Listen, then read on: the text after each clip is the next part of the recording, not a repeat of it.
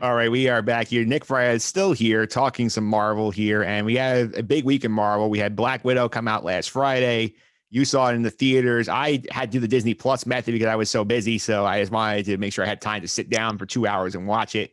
And the Loki finale came out today on day of recording. So before we get into both, which one did you enjoy better? Um, I enjoyed the movie more. Yeah, I was actually the opposite. I enjoyed Loki more. It was pretty close, though. It Yeah. was pretty close for me. I enjoyed both of them. I didn't love either of them. I enjoyed both of them, and I don't think either of them were groundbreaking, but both of them were good. So I'm definitely happy with what's going on in the Marvel universe right now. Yeah, let's start with the movie. I mean, you went to the theater, so were the people in the theater jazzed to get another Marvel movie back under their belts?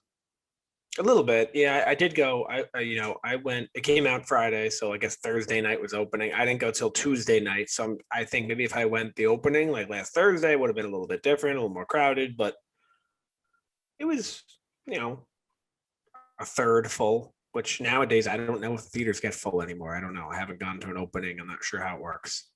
I don't think you're allowed to sit next to anybody. I'm not sure, but it was a good movie. People were amped up. There were some applauses, some laughs at the funny parts. Yeah. Yeah, I just people say were really people were laughing a lot at David Harbour's performance. yeah, David Harbour was the highlight for me. Like he was so funny, like in his role. He's so committed to his bit of like being like, oh, I fought Captain America. It's so great. And now you're sort of like he's realized that he's just a cosmic joke of the group. Yeah, but he got a good, really good audience reaction. Really good, and Yeah. so did Yelena. Did I say that right? Yeah. Yelena. Yeah. Florence Pugh. Yeah. Yeah. Yeah. I think the funniest part of the movie for me, besides David Harbour, was when Florence Pugh was making fun of Black Widow for posing every time she flipped. And it was something that they've had in the movies forever, and you never noticed it before. And then as soon as she points it out, you just immediately start laughing. Yeah, and they brought it back a couple times, which was nice. She had mentioned it, and then it happened again, and then she did it, so it was interesting.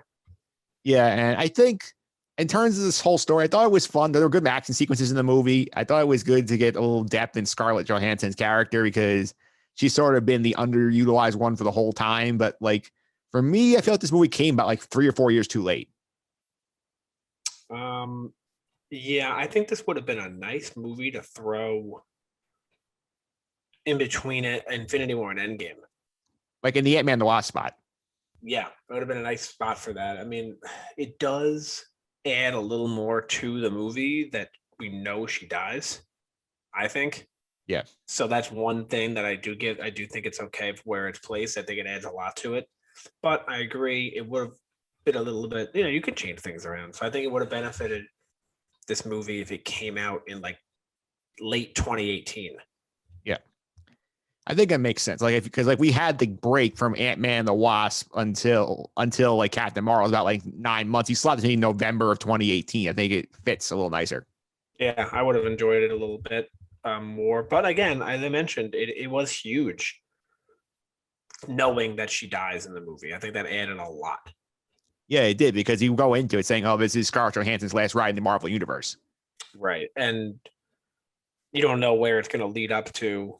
When you first go in, we just know it takes place in between Civil War and Infinity War. We don't know how close. It could have been a day after Civil War, could have been the day before Infinity War. I thought I was wrong. My prediction was at the end of the movie, she was going to get called by Steve Rogers to go help out Wanda and Vision in Europe. Yeah. That's what I thought we were going to lead right into Infinity War that way. But we did not. Yeah, they went a different way. They basically had her have the Quinjet, and then she's the one who picks up Steve and Falcon, and they're the ones, and then they take the Quinjet to go find her. And I was saying yesterday in the theater, I actually said to my buddy, our good friend Mike Brescia, I went with him. I said, she said, I'm going to go break Steve and I believe Sam Wilson. I'm not sure who else. Was it maybe Paul Rudd also? Or not Paul Rudd, Scott Lang. Yeah. Out of jail. I said to him, I go, that would be a great movie or a great TV show to see. That'd be awesome. Yeah, it was a half-hour special. That'd be great to see. I would love that, but that's not what they decided to show us. But yeah, I mean, I was very happy with the movie. Did you feel like we need an origin for the vest that she was wearing in Infinity War? No, I didn't notice it. No, that's one of those things I just realized, and they showed the. I'm like, oh, they spent the whole movie explaining why she was wearing a vest in Infinity War. I'm Yeah, like, it's like Han Solo's dice in Solo. No one cared about them at all, and they were never a big deal until the Last Jedi and Solo made them a big deal. yeah. They were just there. They never like no one thought twice about them. But were you a big Lost guy back in the day? No, I've only seen the first season. I liked it a lot, but I never saw anything more. Well, I'm not gonna. This doesn't spoil much for you, but there was an episode in season 3 where they were trying to kill time, where they did an episode explaining where Jack's tattoos came from, as the flashback story, and that's sort of what this feels like to me. It's like, yeah, like we need to know where Natasha got the vest from she was rocking in Infinity War. No, I don't think anyone even noticed it until like they beat the point home that basically she got from her sister. Yeah, really, not needed at all. Yeah. What do you think of the villain in this movie? What do you think of the whole sequence of the Red Room? I actually enjoy. That's my favorite part of the movie. That's to me is what saved the movie. I thought so. Do you remember the scene? It actually ended up making sense at the end. But do you remember the scene when they went to the mother quote house, the farm, and they were there for like 45 minutes? Yes. I'm saying in the theater, I'm like, this is dragging on. This is way too long. These scenes ended up being long on purpose because they were plotting their whole plan. You know what I mean? Yeah, and that's when they cut. That's when they intentionally cut to the conversation between Yelena and David Harbour's character. I'm sitting there like, this is dragging on. Oh my god. But I guess it was for a reason. Yeah, because all that stuff happened off screen. They need to fill the time and explain. So, exactly. Yeah. They made the time to have this plan and detail everything off screen. Right, but at the time, I'm sitting there like, what is going on? Yeah, I did like the throwback to the facial wearing tech that Black Widow used in Captain America: Winter Soldier. She used it here again to pull the con on I forget what the bad guy's name was, but Dreykov. Dreykov, yes.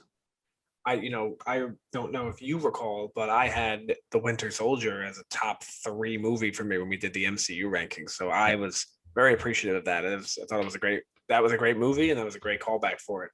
But you had asked what I thought about the whole scene with like the Red Room and stuff. I thought it was awesome. Yeah, I thought he was a great villain. I thought he was played really well. I thought everything about it made sense. He wasn't like if they make a villain who's trying to take over the world now, to me, it's not going to make sense because where were you the last 10 years? Yeah. Now what he's doing fits in, and it's like, okay, this is why he wasn't involved in the Thanos thing because it doesn't impact him. You know what I mean? He's going on a different plan. Right, exactly. So okay, I liked that a lot, and I thought it was. Yeah, it was good. It was a good villain. Yeah, it was a good villain, and I think in terms of a grade, I give this a B. I thought it was fine. Like I don't think this could be one people going back to rewatch a ton. So what do you think? No, I agree. It was a good movie. It was nothing fantastic. Wasn't anything special, but it was good. And I'm glad I went and I had a good time. Yeah. So you made the list. You were in the MCU rankings. Your rankings made the list here. So like, if you were to slot Black Widow in now, where would you put it? Oh, I want to see if I can find my actual ranking so I can get you an exact number. But my guess is going to be somewhere around like 15, 16. But I'm going to see if I can find my actual rankings. Yeah, I think I can. Yeah, I'm also going to pull up on my end. I'm going to look for the Marvel movie ranking spreadsheet. Okay, so I do have my MCU list here in front of me that I have saved in my Google Drive. Unfortunately, I edited it, and it is now my Star Wars list. Okay, so do you want? So it is not going to work.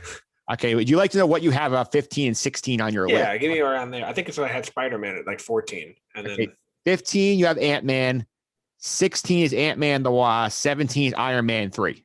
Those are the 3. Yeah, I think it fits perfect right before Iron Man 3, right after the Ant-Mans. Yeah. On my personal list, I think I have it about the same. I think I have 15. I have Guardians of the Galaxy Volume 2. I don't think it's better than that. I think it's better than Ant-Man the Wasp, which is my 16. So I would slide it right there. Yeah, my Guardians rankings were interesting, and you brought that up because I had number 1 at like number 4, and I had number 2 at like 22. Yeah, it's like I was split like more towards the middle with those. So yeah, that's where you put on the list. And yeah, that's where I put it definitely. And I gotta say though, I was really taken back by something that I didn't realize going into the theater and then leaving it, I was like, oh, wow, that's the point. So going into it, I'm thinking to myself, oh, her sister is blonde. This is why she dyes her hair blonde, because she's trying to say my sister was good. She did a good deed, blah, blah, blah. My thought is the sister is going to die and she wears the blonde to, honor her sister. Then I realized, wait, no, this is the opposite. This is how we get the new Black Widow. Yeah. This is what Natasha did, inspiring her, not vice versa. Yeah. So now we have our new Black Widow in the universe, and we saw the post-credit scene what is to come for her. Yeah, and that post-credit scene was interesting because it's the only really big one we get, and we see as she did appear in Falcon Winter Soldier, we do get to see Julia Louis-Dreyfus's Constantina character show up here, contested characters show up, and she apparently has hired Yelena to work for her in sort of her her anti-hero new Avengers initiative with John Walker, and we basically see her send around and say, "Hey, go kill Hawkeye. He's the one who's responsible for your sister's death." So that sort of ties in. The first time I really think that we've had a movie spin something into a TV show, because that's where she's going to show up next. Yeah, that's great. It's awesome. It's awesome. Yeah. I'm assuming that's where the Hawkeye show is going to start us off. Yeah, because she's supposed to appear in the Hawkeye show. So I imagine that she's going to end up fighting Hawkeye and Kate Bishop in that show. I would assume she starts fighting them, learns the truth, and then changes her mind. But that's you probably have about a year away. But actually, a little bit less. I think Hawkeye's at the end of the year. But I'm a little confused by something. Maybe you can shine some light on this. Julia Louis-Dreyfus was in Falcon Winter Soldier and this, correct? Yes. Falcon Winter Soldier finale was about 2 months ago, right? Yeah. Wasn't this movie delayed like a year? So wasn't this supposed to come first? Yes. Is what? So are we seeing this out of order or out of intended order? Or did they add this scene in after it was delayed? We don't really know, right? I think it's out of intended order. I think this was going to be her tease. And then because this is supposed to be out before any of the shows came out. So this sort of may drives you to the TV shows a little bit. Interesting. It's interesting. I think it works better the way it ended up playing out. Yeah. Because we know who she is and then she's there and it's like, oh, this is what's going on instead of just who's this? Yeah. I because she kind of introduced herself in Falcon Winter Soldier. Yeah. I think we'll put a stop on Black Widow there. Let's go on to the Loki finale, which I'm going to put the spoiler warning up here because there is some massive stuff that happened in here. And the episode itself was a little plot heavy exposition, but there was some big moments happened here that could set up ramifications for a lot of different things.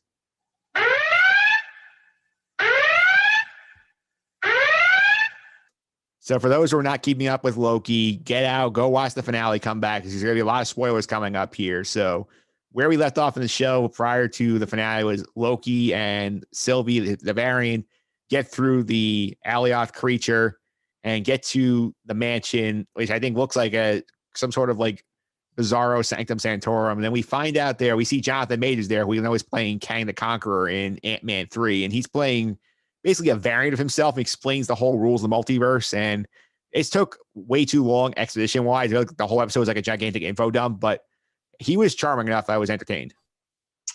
I think the episode as a whole is exactly what you said. It was way too info heavy. It was so hard to keep up, in terms of paying attention, what's happening, but it's going to pay off huge. Yeah, and it was a good episode because of that, and there was a lot going on though, and I was really bored out of my mind, to be honest with you, while watching it. Yeah, I was sort of trying to keep up with what's going on, because the problem I had with it, and that's the only problem I had, is I think of the 40-minute episode, I think there's solid 15 minutes of it spent with Loki and Sylvie sitting in the chairs listening to the he who remains tell them a story about the multiverse. Yep. And I think there's just too much. Honestly, when I'm sitting there, I said, this is just like last night when I'm watching Black Widow and they're in the bedroom talking for 20 minutes. Why do they keep adding these long scenes? Yeah. Yeah. But it had a lot to explain. I mean, he explained the multiverse to them, and we've been waiting for it since WandaVision. We thought we were getting it in WandaVision. Then we didn't really think we were going to get it in Falcon Winter Soldier. I don't think anyone really did, but who knew? And then here we thought, got it. Yeah. This is one first episode, we got it right away when he went to the Tesseract. Yeah. I mean, they hinting at this back in Avengers Endgame to start teasing the multiverse. This is now like almost 3 years in the making. Yeah, they've been teasing it and teasing it and teasing it, and now we finally have it.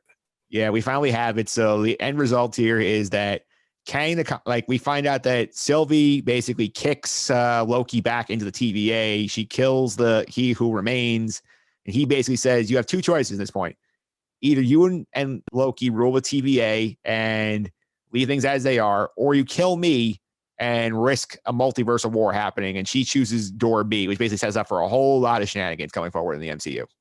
I mean, thank God, right? Yeah. Imagine she didn't, and that's the future of the MCU was Loki running the TVA. Yeah. So thank God she did. I mean, it's going to be awesome. I'm assuming this is exactly why it's called Doctor Strange in the Multiverse of Madness, right? Yeah. You get that tie-in. This explains why we have rumors of the Doc Ock and Electro appears in the other universes, because this is something that opens up there. Yeah. And I wish this explained why we saw Evan Peters, but we decided on a fart joke. What was it? What did they name him? It was Ralph Boner. Oh, yeah. Oh, man. Disappointing. But yeah, it's cool. Yeah. It's awesome. It's an awesome episode. I mean, it just doesn't feel like a complete show to me. And that's why I was disappointed. Well, it's not a complete show. I mean, it's coming back for a season 2. They already announced that. So they had announced before COVID that Loki was 1 season, 12 episodes. So I think this is the mid-season finale, and they just split it into 2. Yes, they said they renewed it for a second season. So that's where it sort of explains. We got the cliffhanger at the end where Loki comes back in the TVA. He runs into Mobius and B-15, and neither one of them recognize him. So he's going to try and figure out what's going on there. We see the statue is not the Timekeepers, but a statue of Kang the Conqueror. Yep. Yeah. I think that this, like I said, though, I think this was a 1-season show that they split into 2 seasons and this is really what we just watched was the mid-season finale, and then we just still have 7 more or 6 more. Because not a lot of times in these shows and in movies, especially in Marvel, they all have their own little narrative, but they're all part of an overall narrative. And as the movie ends, all the doors shut on their current narrative, but the overall one remains. None of the doors shut in Loki. They're all wide open. There are a lot of branches we saw in that timeline at the end. Yeah. Oh yeah. So it's exciting for season 2. It almost feels like a little setup season in a way. Yeah, but it was still good. Yeah, I think it was still good. I think I'm curious about mostly is like now we have this season 2 coming is like, what are we gonna do with Loki himself? Because they obviously I don't know where his situation goes. That's what's exciting. There are a lot of possibilities they can do with him. Yeah, I mean it's infinite what they can do with him because no one recognizes him, and he can do whatever. Well, he has his memory. No one else has theirs, but he has his. Yeah. So he can do whatever he wants, considering no one remembers him. He can make his own new life if he wants to. Yeah. I just think the big thing here is that we got Jonathan Majors here early. We got a tease of Kang. We got the Kang variant, basically. And I read sort of online somewhere there's sort of like a comic thing where it's just like basically a version of Kang that just got tired of trying to conquer. So he said, I'm just going to control the timeline and make sure nothing is out of control. So I think it's interesting that we basically got the Kang who's going to be presumably our big bad for the next couple of MCU phases created here on the TV show side. It's really cool to see someone that was already confirmed for a movie be in the show, because it's just awesome to see them connecting. So what we talk about, it's what we talk about when we do the Sky Guys, and we talk about Star Wars. We talk about how they connect with the movies and how everything is just interconnected. It's movies, it's TV shows, it's comic books, it's video games. It's all part of the same continuity. And it's just a cool thing. It's awesome to have it. Kevin Feige, did I say it right? Yep. Kevin Feige, I kind of obviously credit him for Marvel, but I kind of credit him for starting the whole interconnected continuity universe and media in general. And it's the coolest thing ever. You can watch a show, and it is a bad thing in a way, but it's a great thing. No one can just turn on Loki without seeing any of the other stuff and understand what's happening at all. Yeah, that's kind of a negative. True, but everyone has seen this stuff. We're talking about the highest grossing movie ever. Yeah. So or I guess technically Avatar passed them because they went into theaters again, but people know it. People have seen it. So it's such a great thing. All right. Give me your grade on the season of Loki. What do you think? I'll give it a B plus. I would have given it an A if some of the doors shut, but it Yeah. just doesn't feel complete to me. And it's not a complete show. It doesn't feel like even a complete season to me. Yeah. I give it saying B plus. I think like the thing, like some of like the dragging a little bit hurt it a little. I thought it went a different direction. I thought we were going originally. I thought it was just Loki hopping around the timeline, messing things up. Instead, we just got this sort of like Loki's journey of discovery of himself and like seeing all the variants was cool. But like, I think the info dumpy nature of the finale, I think hurt it a lot.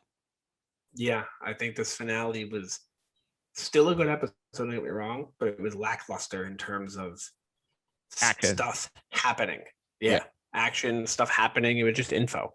Yeah, because for me, again, you have a finale. Like there was only one really big action set piece where like Loki and Silly fight for like a minute before rather than debating about what to do here. I thought it was a fascinating discussion with them trying to decide like how to handle the situation. But again, your main character spending 15 minutes sitting in chairs, laying lecture about the multiverse is not exactly thrilling television.